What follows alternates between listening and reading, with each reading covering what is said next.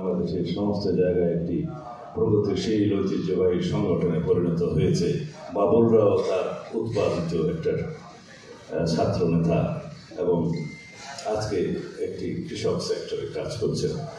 বাংলাদেশের সবচাইতে সম্ভাবনাময় সংগঠনের নাম হওয়া উচিত কৃষক দল।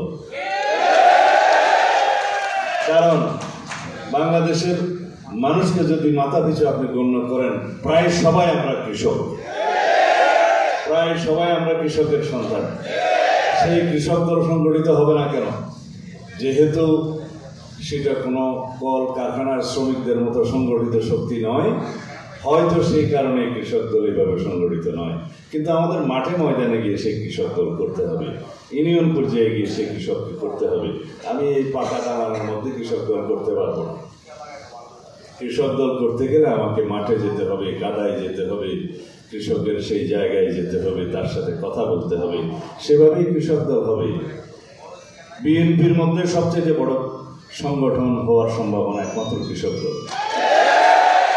কিন্তু সেইভাবে তালে দিলে হবে না। কিন্তু সেইভাবে আপনারা কি কেউ কোনোদিন মাঠে ময়দানে গিয়ে কৃষকদেরকে সংগঠিত করেছেন? মনে হয় না। আমিও তো গ্রামে থাকি। কৃষক দলের শাখা, কৃষক দলের সংগঠন গ্রাম পর্যায়ে এখনো পর্যন্ত সেইভাবে উত্থিত হয় নাই, গঠিত হয় নাই। নামটাও আসতে একটা জেলা কমিটি আছে, উপজেলা কমিটি আছে। একদম মিথ্যা কথা বলবেন না, আমরা সেই সংগঠন করি। আমি আহ্বান জানাচ্ছি, আপনারা সমালোচনা করছি এই জন্যে যে আপনারা যাতে কষ্ট করেন, আপনারা যাতে কষ্ট করেন সেজন্য সমালোচনা করছি।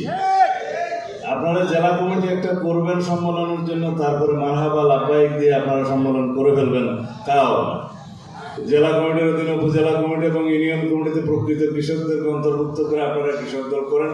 তখন দেখবেন প্রতিযোগিতায় অন্যান্য অঙ্গ সহযোগী সংগঠনগুলো কৃষক দলের কাছে কিছুই না। হ্যাঁ না বলে কাজ শুরু করেন। যাই হোক, এখন আমার সাংবাদিক বন্ধুরা যা শুনতে চায়